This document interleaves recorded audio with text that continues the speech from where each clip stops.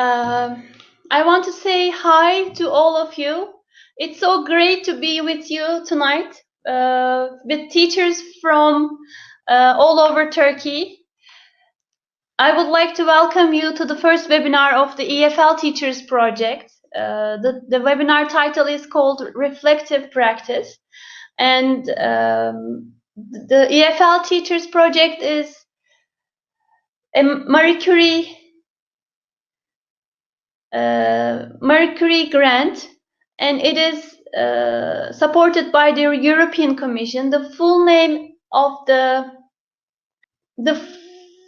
name for the project is Revitalizing EFL Teachers' Professional Development in Europe through Innovative Programs.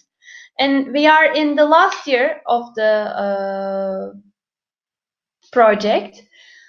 What else? And maybe I can give you a some brief information about the Marie Curie projects. They are quite prestigious projects actually, or grants, and they are given to scholars who receive their PhD degrees outside Europe, and then who decide to come back to Turkey or European countries or associated countries like Turkey. So thank you for being here with us tonight. I wish we could all introduce ourselves, but due to the time constraints, we won't have time for that. But we have planned some polls and some questions to get to know each other. Are you able to see the PowerPoint presentation now? Great. So, in the agenda tonight, we will get to know each other with some questions, icebreakers using Mentimeter.com. Then we will talk about what is reflective practice and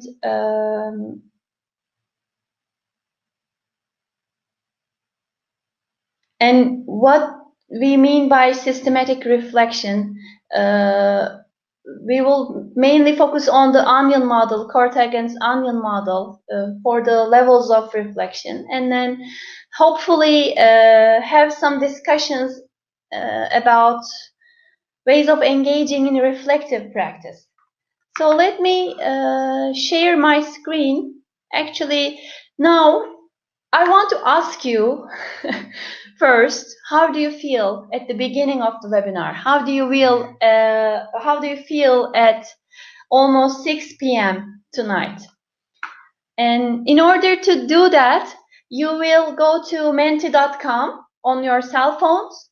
Go to menti.com and use the code 401516. Okay, we'll just go to Mentimeter now.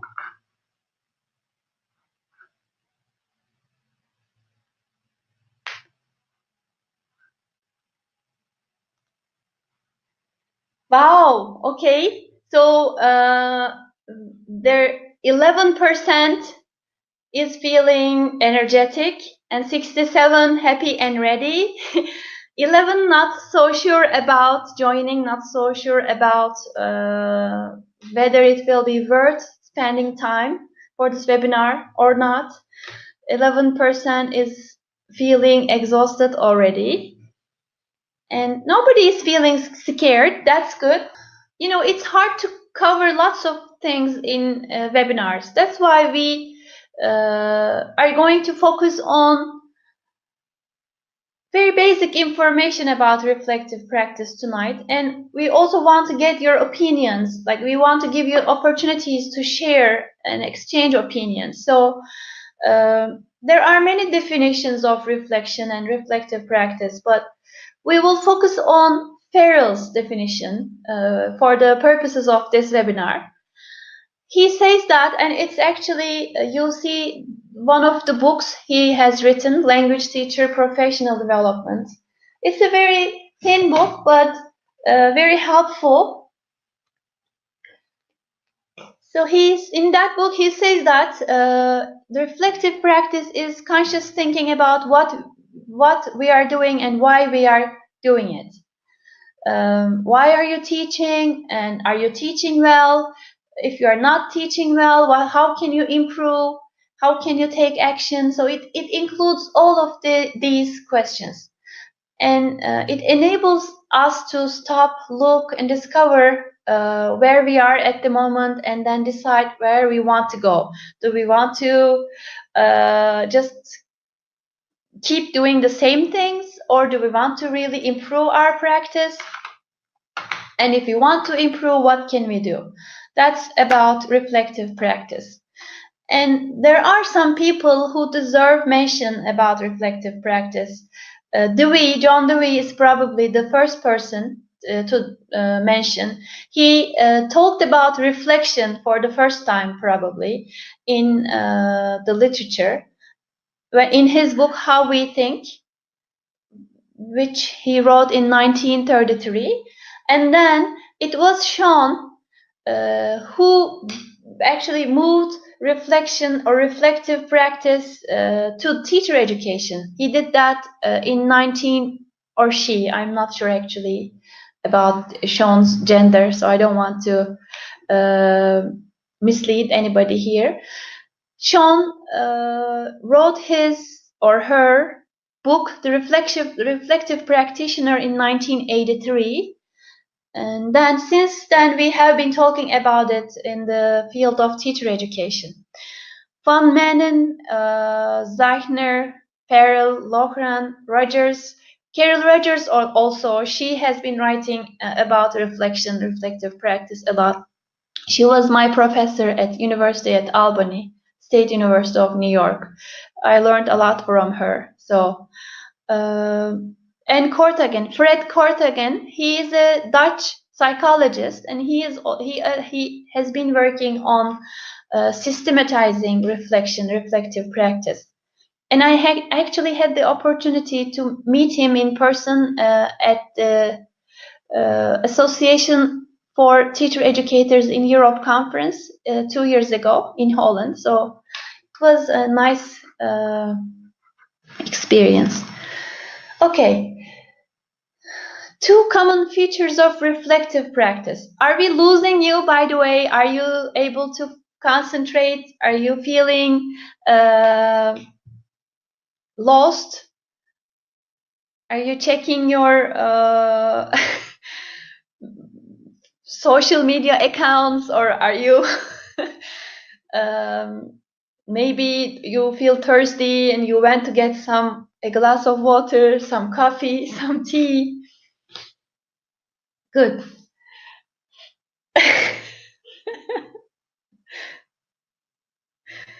Okay. At least we have some immediate answers. That's good. When you look at the definitions of reflection in the literature, there are so many, and 2 common features are very prominent: being action-oriented and having a critical approach. What do we mean by these? If you are, let's say, critically thinking about your teaching, okay, something is going wrong. Then you try to spot what the problem is, but then you don't take action. You don't take action, do anything. You don't do anything to improve your teaching. That means you are not really engaged in reflective practice. Experimentation and taking action, it's the last step in reflective practice, and without that, you cannot claim that you are applying reflective practice. And critical approach definitely is a must. You have to be looking at the environment, the school setting, your identity, your mission. We will talk about those levels soon. Okay, thank you, Özlem. How old is your girl? How old is she? She says that she's feeding her girl while listening to us carefully. 3 years old. Please kiss her for me. I have two daughters as well. One is 7 years old and the other one is 2.5.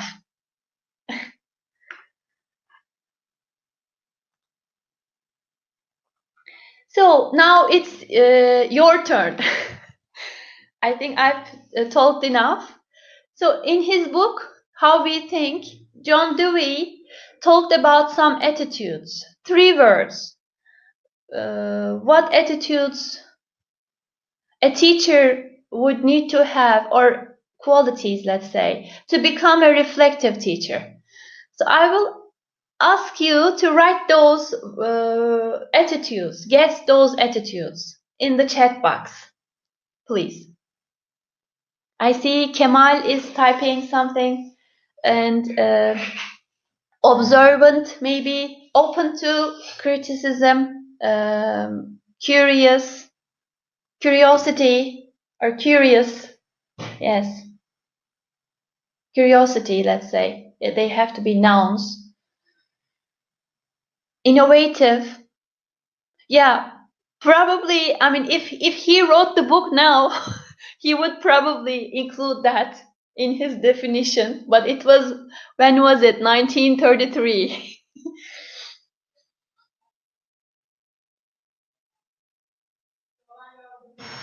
Awareness, enthusiastic, critical thinking. Yes.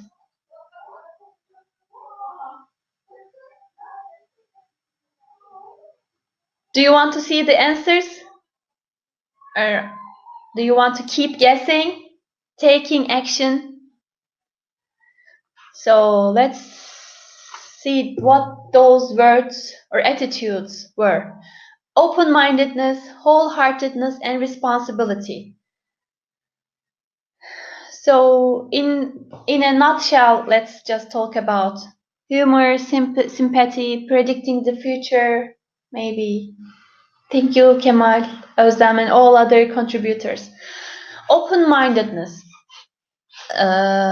You need to be, when you ask your students opinions about your teaching, if they criticize you, you have to be open-minded and take it easy. Wholeheartedness is about having intrinsic motivation to apply reflective practice. Nobody can really force you to do that, or should force you to do that. Having some kind of inner motivation and willingness to really apply it. Then comes the responsibility, and I think it is strongly connected with the inner levels in the onion model we will be talking about, with the identity level and the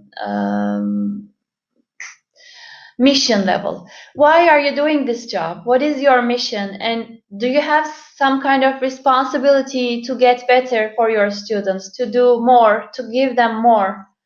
And when you feel responsible, of course, you want to improve your practice and apply reflective practice. Actually, yes, we will be having a discussion very soon. This is the last slide. I want to tell you or talk about. Thinking and reflecting. In the literature, usually they make that distinction, critical reflection versus reflective practice. There was a very nice article in the European Journal of Teacher Education. I think this is the last volume. And a teacher from Canada, he talks about his experiences. He has 40 years of teaching experience, and he talks about his, experiences about reflective practice. So,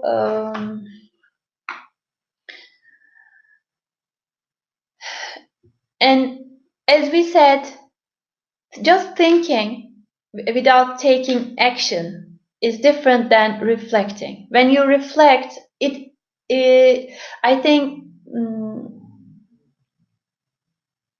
it immediately involves taking action. That's why it's different. And reflecting is more systematic than thinking. It's not a quick fix, for instance. You don't just find a quick solution which is not going to be long lasting. And then it's not reflecting. It's just trying to solve it maybe without applying a systematic approach. So Cortagan actually offered this elect model for more systematic reflection. And I wish we had time to talk about that, but we won't. But I will send you an article after the webinar, and you can read that article. It's a nice one. It talks about the elect model and also core reflection model, which is very helpful to, especially if you feel, for instance, you're some kind of, if you have a weakness, it teaches you, the core reflection model teaches you how to see your other qualities. I mean, if you can be weak in some quality, but you can definitely work with other qualities you have, and that's what the core reflection model is trying to teach you. And maybe in another webinar after these webinar series, we can talk about that elect model or core reflection model and try to analyze some problems and situations together. Okay. So we will talk about the onion model soon, before we finish with reflective practice tonight. But now let's discuss a little bit. How does a teacher develop the skills of learning from experience? Now it's your turn. You can raise your hand or here maybe just let me know you want to say something. If you want to share experiences. How did you develop how did you learn to develop your teaching in years? What do you do to learn from experience? Because I will go to the last slide. I really like this quote from Aldous Huxley. The experience is not what happens to you, it is what you do with what happens to you. So what do you do with what happens to you when teaching? How do you learn from experience?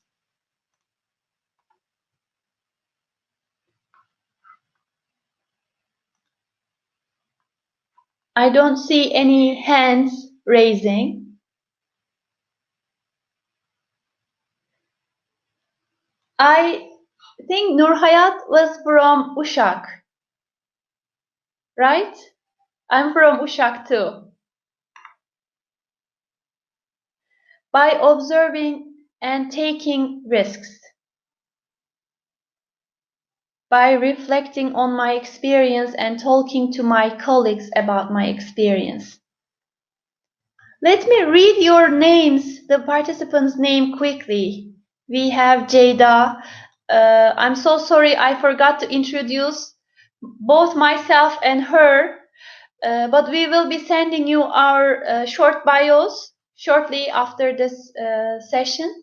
So she is a PhD student at METU, and she's my PhD advisee. I'm actually one of her co-advisors.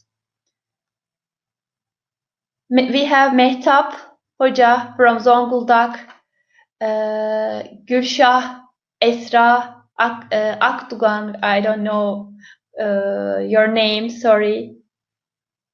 Latife, Kemal, he was from Cyprus. Ayçin, Nurhayat, Sena, Pelin, Özlem, Rabia, Ayten. So Jada says she always tries to get new ideas from my colleagues. peer observation will be a very useful method too, Kemal says. Some universities have started using that, I think. But I think we have a long way to go in terms of applying it in the state schools, right? I am really curious. So Esra says we do. If you don't mind, do you? Oh, but not really longitudinal. So Ege University.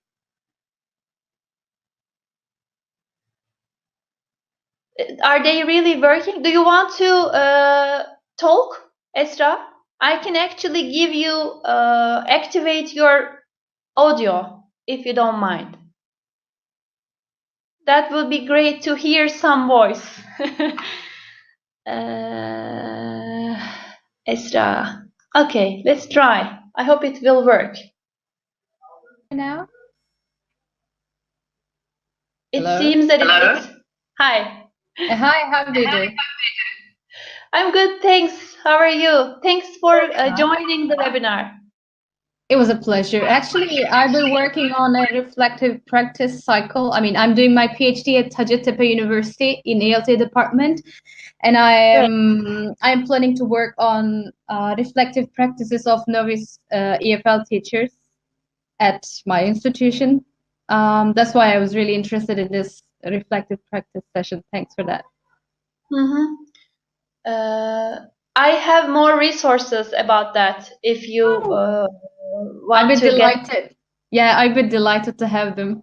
Thank you. So you try peer observations at Ege University.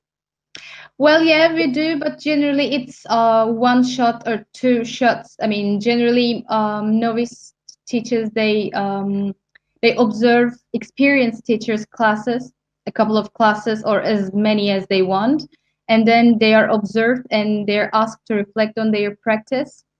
And then an experienced teacher reflects on the novice teacher's practices.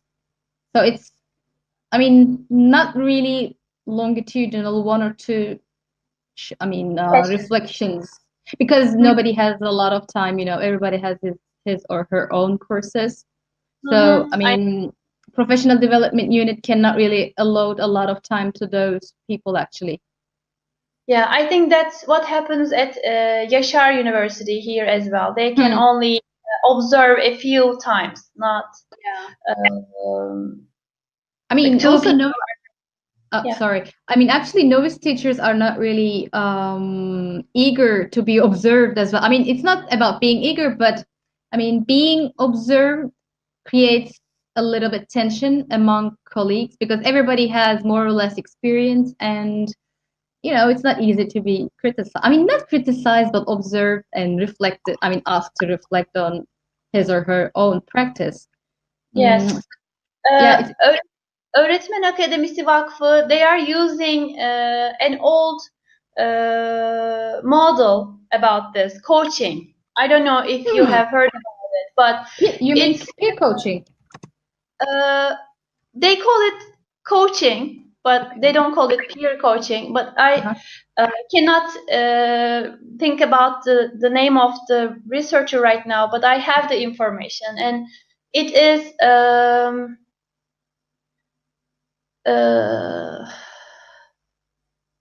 sorry, I was reading Yeah, there was a the chat. conversation going on. Yeah, are you? What are you talking about? um, so yeah, in that coaching approach, you are not. You have to make sure that you are at the same level with the novice teacher. Nobody is superior to the Yeah. other one, Yeah. and when you give that impression, and you are not supposed to suggest anything, like you are not supposed to approach as if you know everything, and you know what I mean. So when Yeah. you give that impression, then of course the other person or the novice teacher will not feel comfortable. So Sure.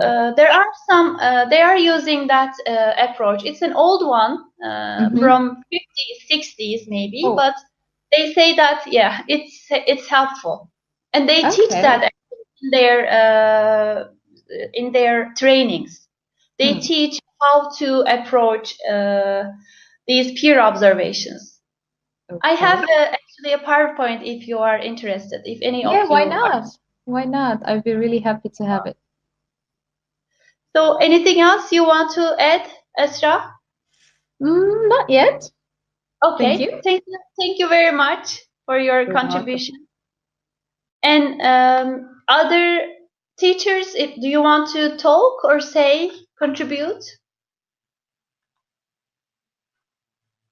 How did you develop the skills of learning from experience? Kemal and Jayda, they are engaged in a conversation over here, but let me see. Trying to be objective, Pelin says. Where are you from, Pelin? Which city are you from, if you don't mind, if you are there?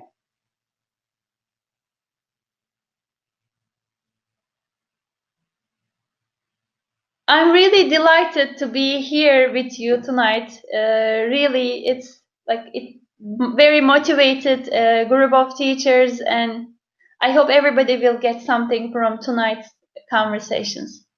Oh, great! Yes, you actually sent me an email this morning.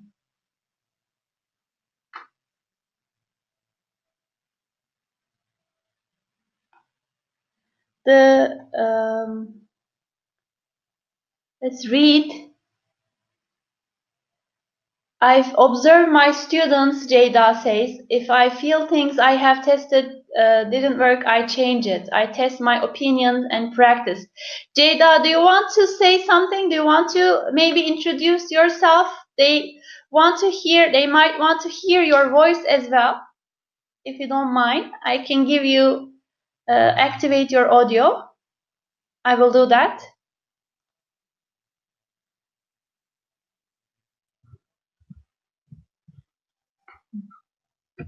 I can actually activate your. Hello, everyone. Can you hear me? Do you? Can I Can you activate your hear? camera? Yes, please. Okay. Hello, everyone. Good night, everyone. I'm so happy that you're here. It has been a very engaging webinar so far. Thank you for coming. I'm Jayda, and during the webinars, I'll also be attending all of the webinars. I So thank you because we had some technical issues last night from 9 to 12 a.m. and we were here until 2, 3 a.m. last night. So she was very flexible. I want to thank her for being flexible. it's a pleasure Thank you every so much. time. No problem. Okay. Um, so I guess you asked my opinion about reflective practice. Or Am I? how do you develop the skills of learning from experience? How did you because how many years of experience do you have as a teacher? Well, I have more experience with doing research actually than teaching. This is my first year in teaching, so it has been a very tough year for me. So I'm also interested in using technology, so I try and test out new tech tools that I learned from the web or from my friends. So I'm always trying new things. And sometimes I feel like, yes, my students really didn't benefit from my way of teaching. Or, I try to use very communicative activities, I mean, most of the time, but using too many communicative activities also don't work sometimes. You need more traditional techniques you may need. So, yes, it's a kind of experimentation process. I think this is what it is. I mean, reflective practice is all about experimentation, thinking about your practice, how it works in the classroom, on part of your students and for yourself. How do you feel as a teacher? How confident you are in your techniques, So yes, lots of experimentation, I can say. You never stop thinking about how better, right? What else you can do to make it work for the students. It never ends. You always think about the conditions and all that. Any other? Thank you very much, Jada. So,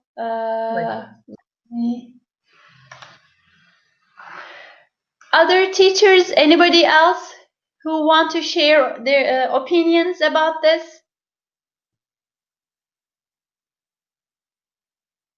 I don't see any hands. The webinar was supposed to end at 8:30, I know, but because of the technical problems, we were able to start late. I hope we have a few other things to talk about. If you can have maybe 15 more minutes, if you can be here for another 15 minutes, that would be great.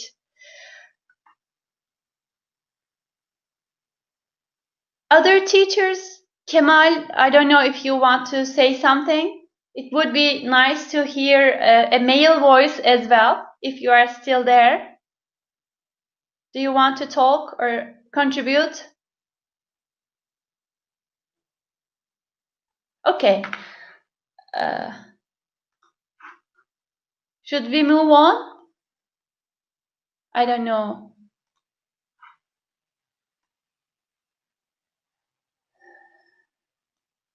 Oh, okay. Okay. I hope you will get better soon.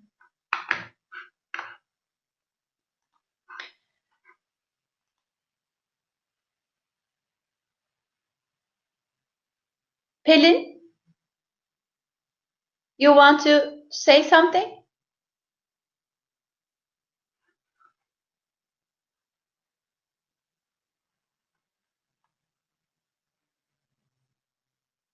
Oh, we could move on. Okay. So I have another poll for you on Mentimeter. Now I will share my screen again. The code is 975387. This is actually a free audio audience response system. You can have your own account. I like using Mentimeter in my presentations, in my classes. So, and I, continue to explore different ways of using it. I will share my screen with you now. And let's go back to the questions.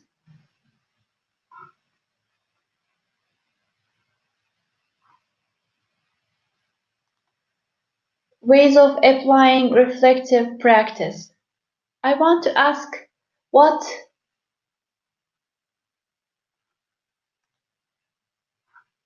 of you I've already responded. You can have picked more than one option. Exchanging ideas with colleagues regarding teaching English. That is the winner right now. Keep notes after lessons for things I want to change. To be honest with you, I do that as well, but I wasn't taking notes initially, and I realized that, you feel you will remember everything next semester, but when the time comes, you don't remember anything. So you want to, that's why I started keeping notes. Like I open up a Word document for each course, for each class I'm teaching, and then I make notes whenever there is a failure, or if I come up with an idea, I take notes. Seneye değiştirilecekler, seneye düzeltilecekler. That's the name of the folder usually, and I've been benefiting from that really. Conducting action research, it's not very popular. It's hard, right? Action research. Maybe if you are having your master's degree or PhD degree, then you are engaged in research. But otherwise, it's hard to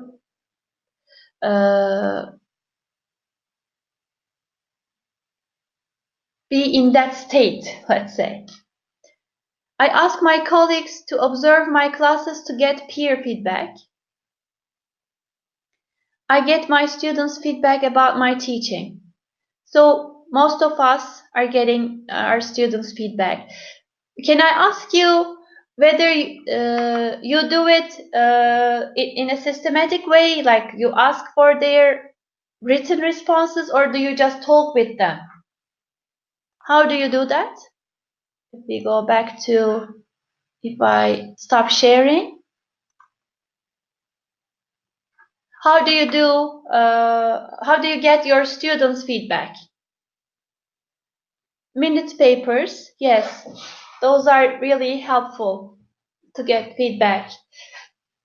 I usually ask 2 questions. What was the take-home point for them, and if they have any questions in their minds. You give surveys. Yes, Jada gives surveys. These are, of course, more applicable maybe in a university setting, right? I don't want the teachers who are working in the elementary level or in the middle school level to feel that these webinars will not be for you. Please do not think like that. It's for everyone actually, and we will, especially the ones, the following webinars, speaking projects, or the following, we will have guest speakers who are actually using these techniques or tools in state schools. So it will be relevant to your environment, to your experience. Kemal prefers to hear their ideas and then comment on that. So you exchange ideas with them. I usually have a reflection paper, give it 10% for all of my classes, and ask them to reflect on the course and themselves. I ask them to self-evaluate themselves as well. Tasks we do in the classroom, Jada says. The survey includes questions about their perceptions of different sets of activities and tasks we do in the classroom. Yes, Pelin, I ask them for suggestions as well. I tell them, what would you do? What would you change if you were teaching this class? So, and sometimes they give very plausible suggestions, and I try to incorporate them next year. Social Sciences High School. It was Beylikdüzü. Beylikdüzü, right? Can you tell me your name? Akdogan? Özkan. Özkan hocam. They don't give what doesn't happen quite often? Suggestions? I mean, they don't give suggestions? Yeah.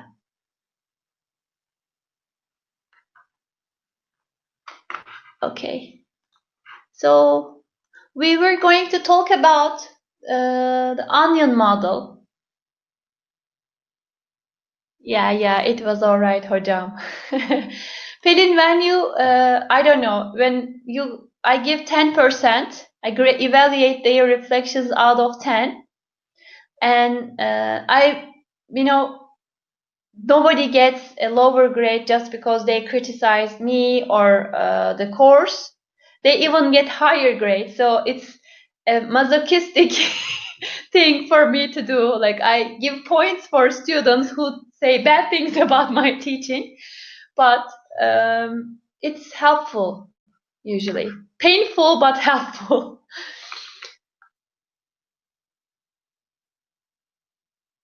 And I have some definitely questions. I added recently some questions that they can think about while writing their reflections, and give them some guidelines, and also grading criteria, what I'm expecting from their reflections.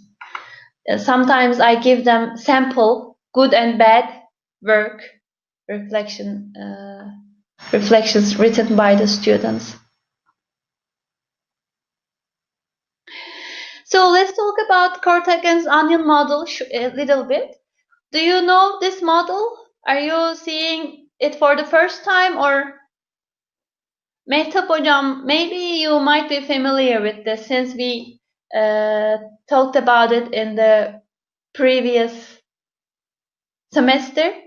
First time Sena says, first time Esra, first time. Okay, good. I get happy.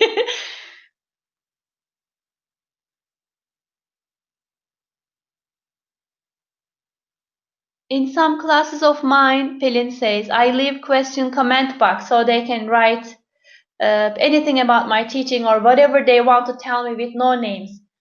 Maybe in the last class, right? It might be a good idea. I will do that too. In the last class, I will go with a box, or you can actually fill out, prepare Google Forms, and that will be anonymous too. They can enter their because when they write, use their handwriting, and it may not be totally anonymous if you do it with their handwriting. Maybe you can tell them to type their suggestions and bring it to the last class, and they can just throw in the box. That can be one thing.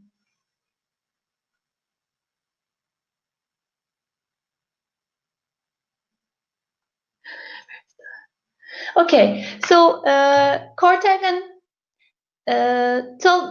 described, let's say, some levels on which reflection can take place, and he says that it begins at the outer level. It begins with the environment. What is it you have to cope with? The school setting, the students, the books, in a way, it is everything a teacher encounters outside of himself or herself.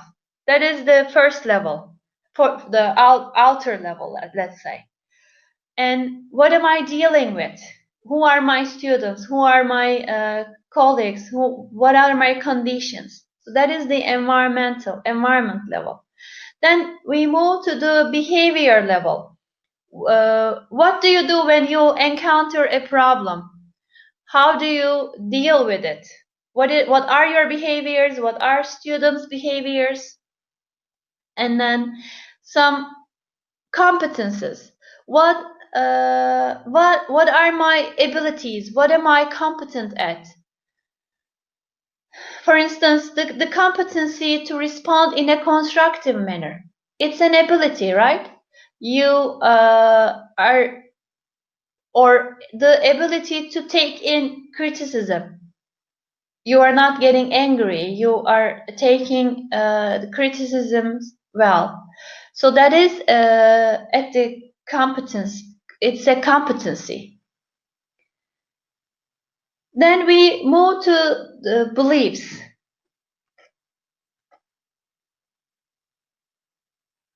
What are my beliefs?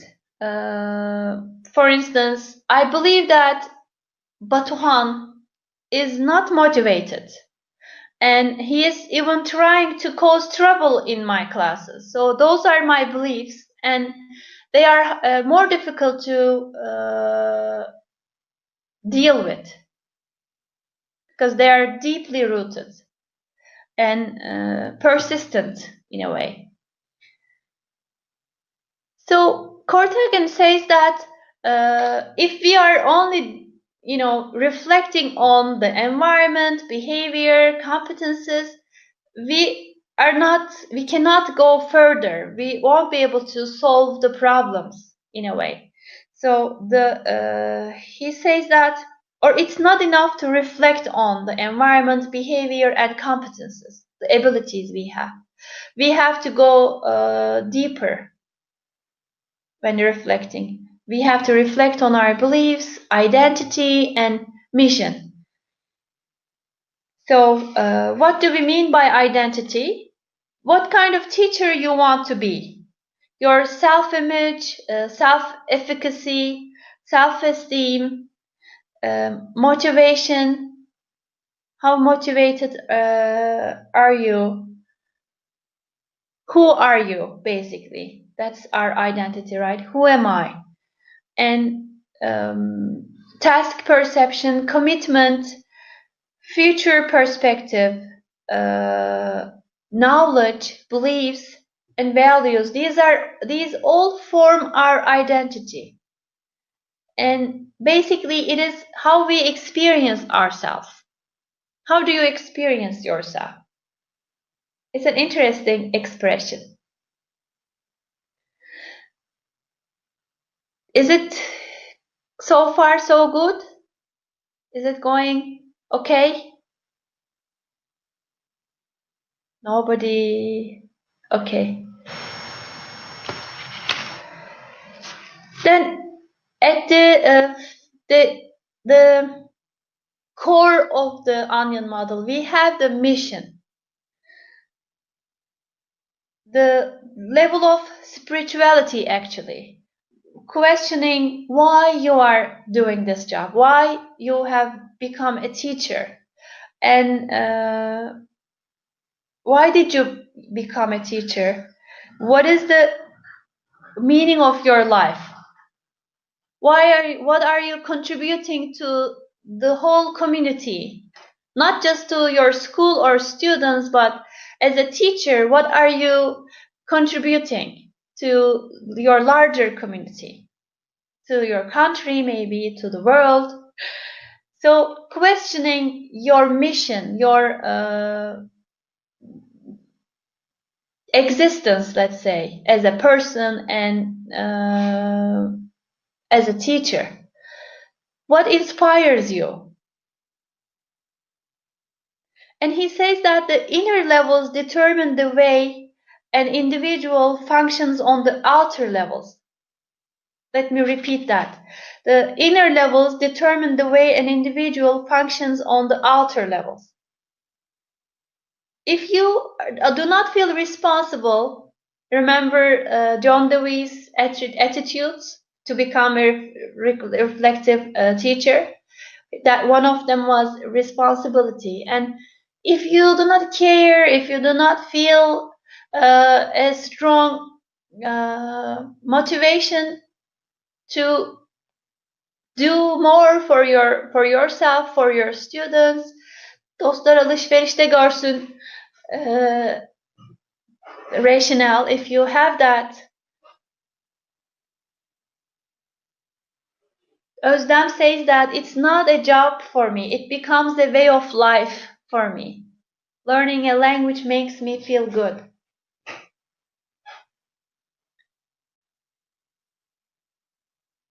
That's why you are, even though you have a 3-year-old, you are here together with us. I think that shows the level of responsibility you feel. Was your dream when you were a child?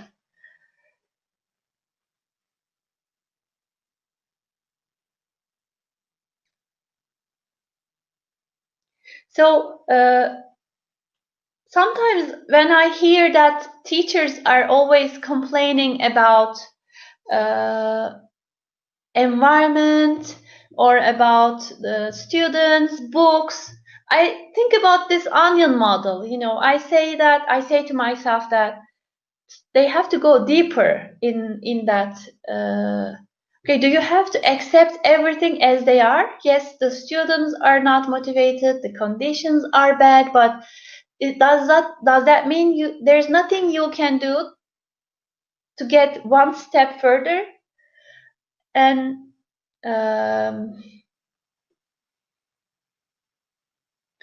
there was one more thing I wanted to mention. There is a motivational theory called attribution theory. Maybe you have heard about it.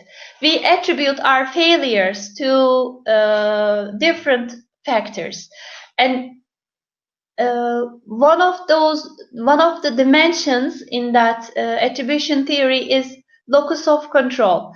So, do you attribute your failure to inner factors or external factors, internal factors or external factors? And I think usually we attribute, if we like our failures, let's say, to the students or to the school environment. Yes, that is really important. You cannot achieve everything you want when you don't have the ideal conditions. But we should also, I think, question: are we really attribute what do you attribute to internal factors? When you start attributing your failures to internal factors, I think there is more hope. There is more hope to get better, to improve ourselves, because then you question your identity, your mission, and then the reflection takes place at a deeper level. Definitely. If we are attributing either successes or failures to internal controllable factors and unstable factors, not stable but unstable factors, that means we are going to be more successful in anything we do. That means we believe that things can be changed. They are not fixed, they are controllable. So when you say, oh, the textbooks are so bad, but can't you do anything else about it? Can't you find any alternatives? Sometimes you have to go around to find a solution. I think I've spoken too much again. If you want to contribute to the discussion, you can. Please write here if you have anything to say, anything to add. We would be very happy to hear your voice, somebody else's voice. Do you think that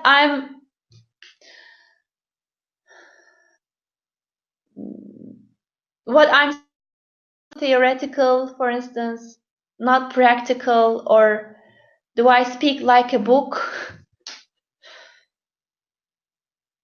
It would be nice to hear your opinions.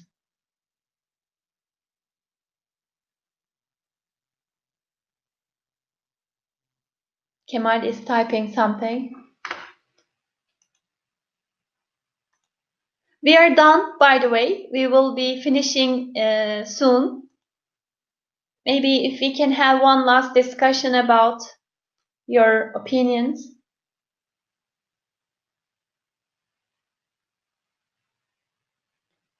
I wish there were more teachers. There were 50 applicants, and I think it will even increase because the Ministry of National Education will also announce the webinars. So I just want that more people, especially from the areas who cannot really have these types of opportunities, will benefit from these webinars. That's all I want, really. And I would be happy if you can spread the word.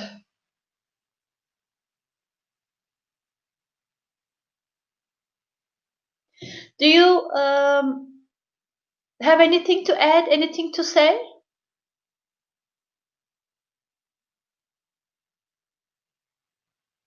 Change starts with questioning, and this fits with the core of the onion model. Definitely. Thank you, Pelin. Questioning what? If you are only questioning the environment, behaviors, and competences, like I'm not an energetic teacher. I'm not good at entertaining my students. And if you stop there, then you cannot go further. But if you maybe try to find your other qualities, you may not be an entertaining teacher, yes, but what are your other qualities and what can you work with? So, to set oneself new goals, I guess.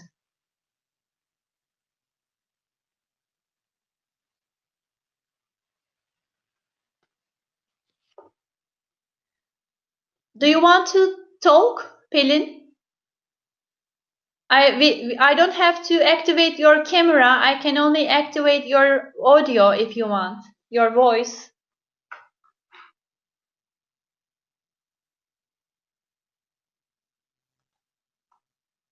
Jada is typing something.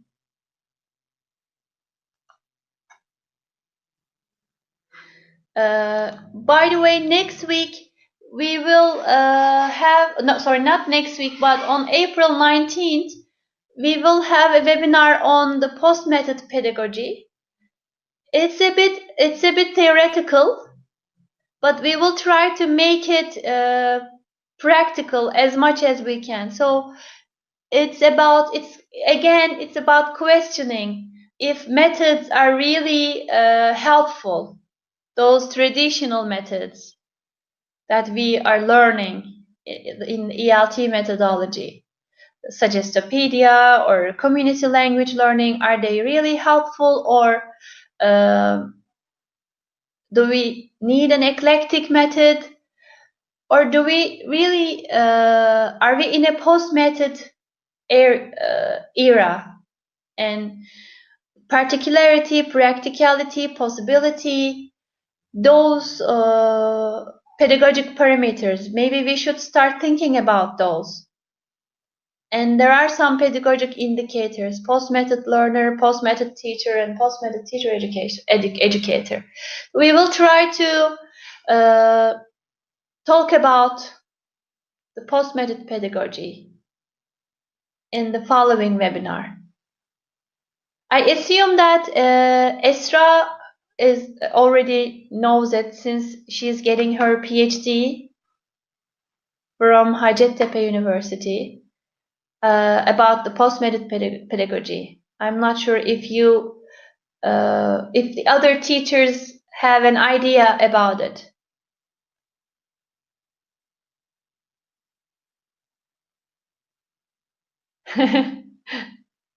Congratulations. So Kemal wrote something. Okay, since it's the first time Pelin feels a bit nervous, perfectly okay with us. Whenever you feel comfortable, we would like to hear your voice. Maybe even see your face. It depends on the student's background and the other environmental factors, because our students, Turkish-speaking learners, generally do not have much motivation or plans for the future. That's why we need to explain the significant points to them to make them be more conscious. Books are boring for them. I personally prefer some other sources like movies, songs, or role plays for almost perfect learning environment. I personally prefer other sources like movies, songs, role plays.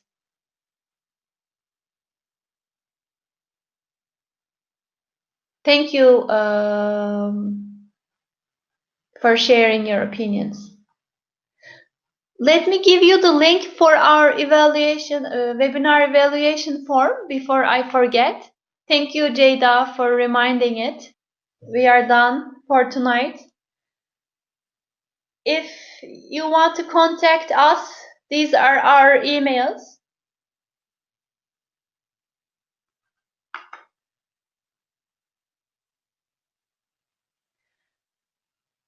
I hope it was helpful in some ways. Bye.